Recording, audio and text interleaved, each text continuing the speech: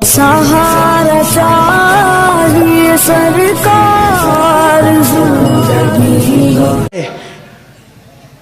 ایک لڑکی سے ایک نوجوان کو پیار اور محبت ہو گئی، اور وہ دور تھا میرے نبی کے جانشین دوم سیدنا عمر ابن خطاب کا۔ مطلب یہ مرض نیا نہیں ہے پیار محبت کی، یہ لعنت جو ہے وہ نئی نہیں، یہ پرانی ہے۔ ہاں، لڑکے ہمیشہ ہی سے منچلے رہے ہیں، ہنسنے کی بات نہیں، یہ تو تباہی کے دہانے پر ہے۔ پیار سے اتنا ہی سینہ ابل رہا ہے تو اپنی ماں سے کیوں پیار نہیں کرتے؟ اپنے باپ سے اتنے پیار کرنے والے ہو گئے۔ کچھ لوگ تو یہ کہتے ہیں کہ ہم جو لوگ پیار کرنے سے نفرت کرتے ہیں ہم ان کو جلا دیں گے اور ان کو مار دیں گے اور ان کو گولی سے اڑا دیں گے۔ پیار سے کسے نفرت ہے؟ جھوٹے! اگر تجھے پیار ہی ہوتا تو جس نے 2 سال تک دودھ پلایا اس سے پیار کیوں نہیں کرتا؟ مولانا پیار کا دشمن نہیں ہے، اصل پیار کرنے والا تو مولانا ہی ہے، لیکن تجھ میں اور اس میں فرق یہ ہے، اللہ والوں میں اور نفس پرست میں فرق یہ ہے کہ تم نفسانیت کے لیے کسی کو چکر میں لا کے اس کو پیار کا نام دیتے ہو، اور جن لوگوں کو واقعی پیار ہے وہ دودھ پلانے والی ماں سے پیار کرتے ہیں، وہ دودھ ساتھ پینے والی بہن سے پیار کرتے ہیں، وہ اپنے باپ سے پیار کرتے ہیں جس کو جنت کا دروازہ کہا گیا ہے، وہ اپنے علماء سے پیار کرتے ہیں، وہ نبی کی اولاد سے پیار کرتے ہیں، وہ قرآن سے پیار کرتے ہیں، اسلام سے پیار کرتے ہیں، شریعت سے پیار کرتے ہیں۔ پیار اس کا نام ہے۔ پیار سے کون جلتا ہے؟ جو آپ جلانے اور مارنے کی بات کرتے ہیں۔ یہ جو تم گرفتار ہو یہ نفسانیت۔ بہرحال دور نہیں جاتا تو وہ لڑکی سے ایک لڑکے کو پیار ہو گیا، اس نے خط لکھ کے کہا کہ آپ سے شادی کریں گے۔ اس لڑکی نے جواب دیا یہ شادی کی بات تو ابھی نہیں ہوگی، ایک شرط ہے شادی سے پہلے کہ 40 دن تک، کتنے دن تک؟ 40 دن تک تمہیں امیر المومنین فاروق اعظم کی اقتداء میں 5 وقت کی نماز پڑھنی ہوگی۔ سبحان اللہ۔ اگر تم ان کے پیچھے 40 دن نماز پڑھو گے تو پھر دیکھا جائے گا۔ اب آپ جانتے ہیں نا کہ مرتا کیا نہیں کرتا۔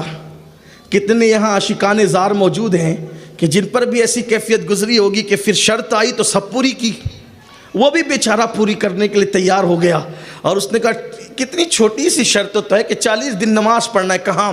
مسجد نبوی کے اندر امیر المومنین کی اقتداء میں۔ 1 دن 2 دن 4 دن 10 دن 20 دن 40 دن گزرے، اب وہ لڑکا آیا نہ اس کا خط آیا نہ اس کا پیغام آیا، کچھ نہیں آیا۔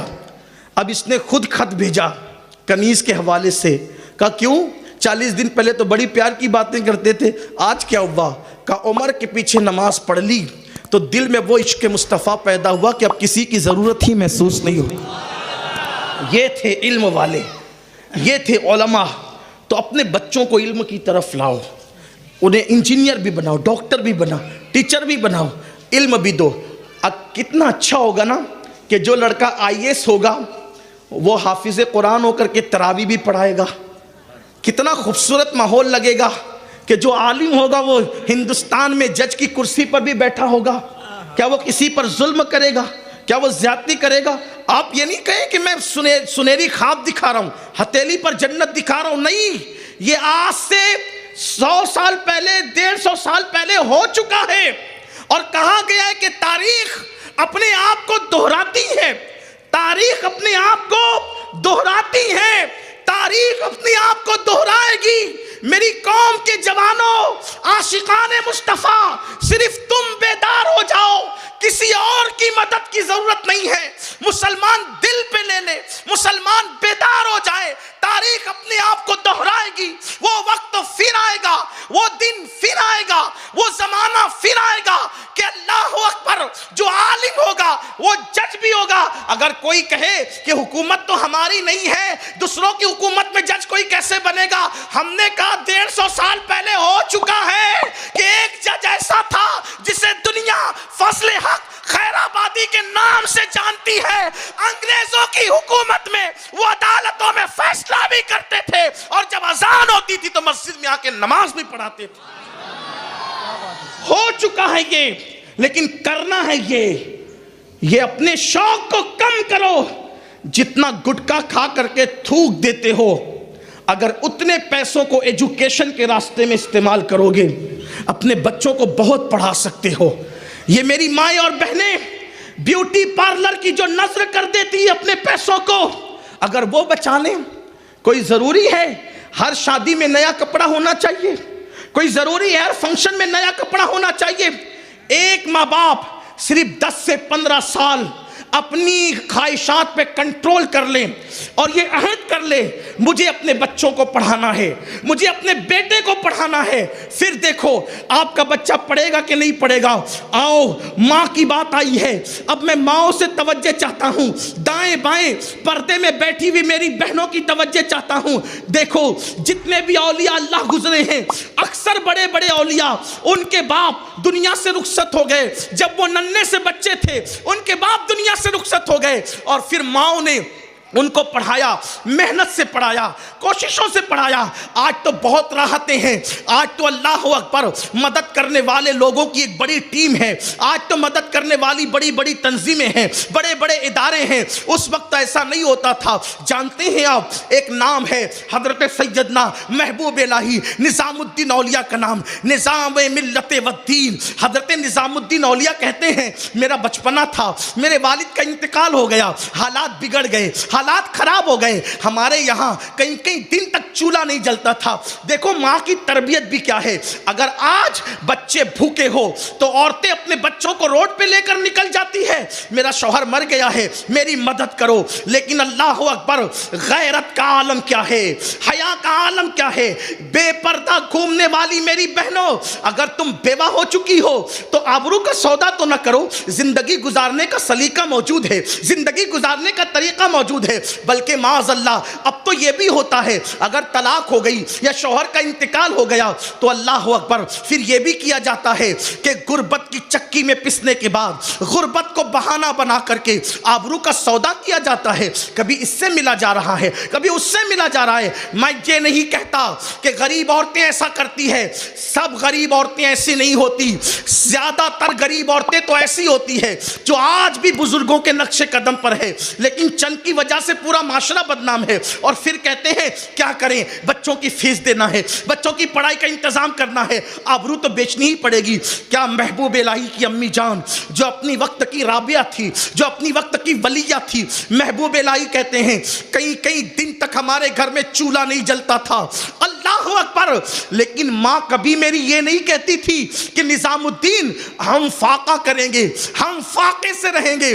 واللہ جب فاقے کا دن آتا تھا تو میری ماں کہتی تھی بیٹا نظام الدین آج ہم اللہ کے مہمان ہیں.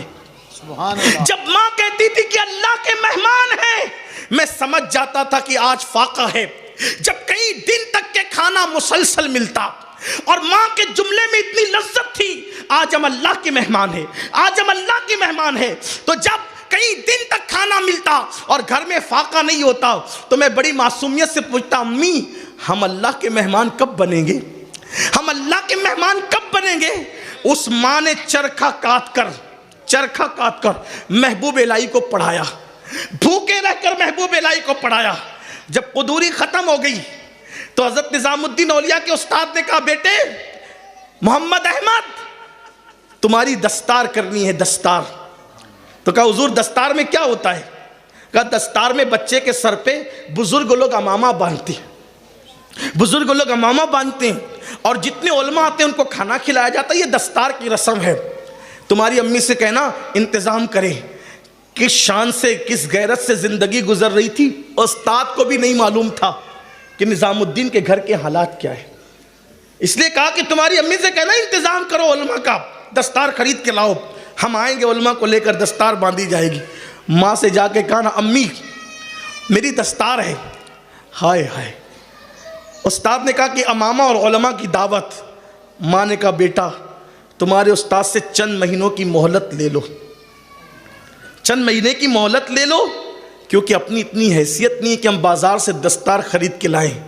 تو دن کو چرخہ کاتا کروں گی اور رات کو تمہاری دستار میں خود جو ہے وہ تیار کروں گی، اس کو بوندوں گی، میں اس کو اپنے ہاتھ سے تیار کروں گی. اتنے دن کے لیے ٹائم لے لو. اور علماء کی جہاں تک دعوت کا سوال ہے اس کے لیے بھی پیسے چاہیے تو پیسے ہم اکٹھا کریں گے پھر دعوت دیں گے. استاد کو جا کر کے کہا. استاد نے کہا دستار کا وقت آ گیا، تاخیر کیوں کرتے ہو؟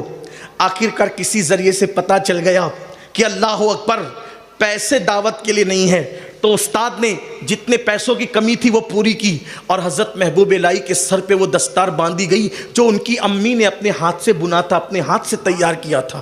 اس درد اور اس کرب کے ساتھ غریبوں نے اپنے بچوں کو پڑھایا۔ یہ جو لنگڑا لولا بہانہ ہے نا کہ ہم غریب ہیں مولانا نہیں پڑھا سکتے، آج تو یہ بہانہ ہی نہیں ہونا چاہیے۔ اتنے بڑے بڑے مدرسے موجود ہیں جہاں فری میں پڑھائی ہو رہی ہے، پھر بھی لوگ نہیں پڑھاتے۔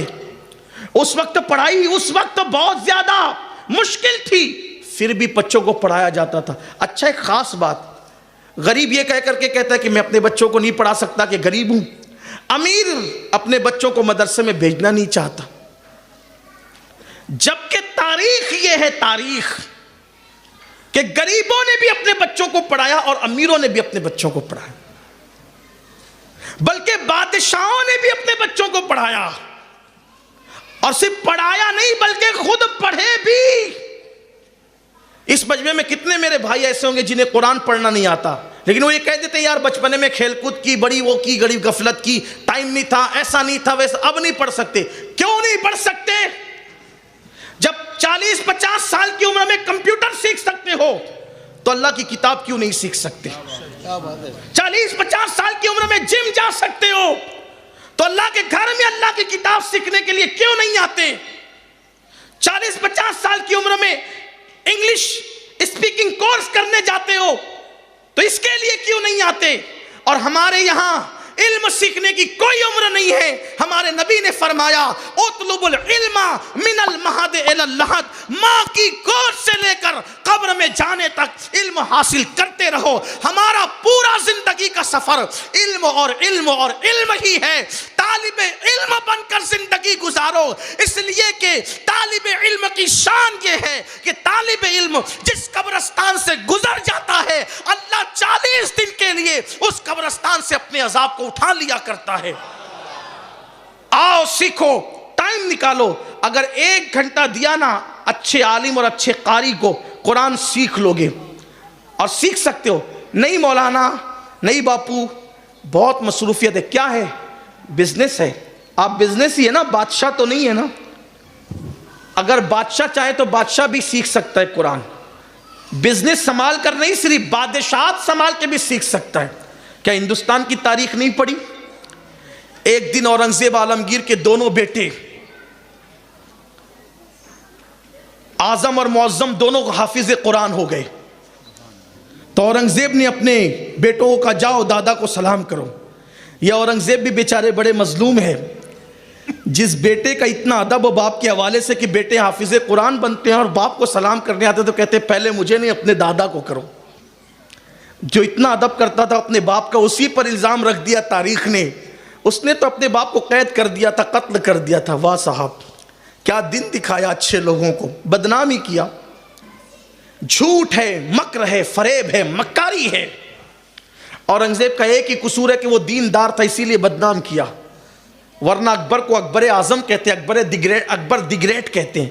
یہ اکبر اعظم کیسے ہو گیا، دی گریٹ کیسے ہو گیا؟ کیونکہ وہ ملحد تھا، دین کو نقصان پہنچانے والا تھا۔ لوگوں کی فکر ہے جو بھی دین کو فائدہ پہنچائے اس کو ڈیمیج کرو، اور جو دین کو نقصان پہنچائے اس کو اٹھاؤ، اوپر عزت دو۔ لیکن تاریخ پر کالک پوت سکتے ہو، تاریخ کو مٹا نہیں سکتے۔ مشک پہ پیرا بٹھا سکتے ہو، مشک کی خوشبو پہ پیرا نہیں بٹھا سکتے۔ پھول کو قید کر سکتے ہو، پھول کی خوشبو کو قید نہیں کر سکتے۔ واقعی وہ اورنگزیب تھا جو اپنے ماں باپ کا بڑا فرما بردار وفادار تھا۔ کچھ سیاسی معاملات ضرور تھے، لیکن اورنگزیب جب خط لکھتا ہے اپنے باپ کو تو کن القابات سے لکھتا ہے؟ اپنے والد شاہ جہاں کو اورنگزیب نے جتنے بھی خطوط لکھے اس میں کا ایک قبلہ عالم، جہاں پناہ، ذل الہی، اعلیٰ حضرت، اس طرح کے القابات اپنے باپ کو لکھتے ہو، اور اسی کو کہا جاتا ہے کہ قید کر دیا تھا، قتل کا۔ جھوٹ ہے۔ بڑھاپے میں شاہ جہاں کا ذہن دارا اور مراد مل کر کے کچھ خراب کرتے تھے، بالخصوص دارا، اور اس سے ہندوستان کی حکومت ٹکڑے ٹکڑے ہو رہی تھی۔ تو اس سے پہلے کہ حکومت دارا کے ہاتھ میں نادانی سے دے دی جاتی، औरंगजेब ने हिंदुस्तान को टुकड़े होने से बचाने के लिए, अखंड भारत की मर्यादा को रखने के लिए हुकूमत अपने हाथ में ले ली, बस इतना ही किया। और क्या किया? अगर कोई क्षमा लेकर चल रहा हो, उसके कदम डगमगा जाएं, तो उसके हाथ से अगर क्षमा ले लेना ये कसूर है, तो फिर क्या गिर करके बुझने दी जाए क्षमा को?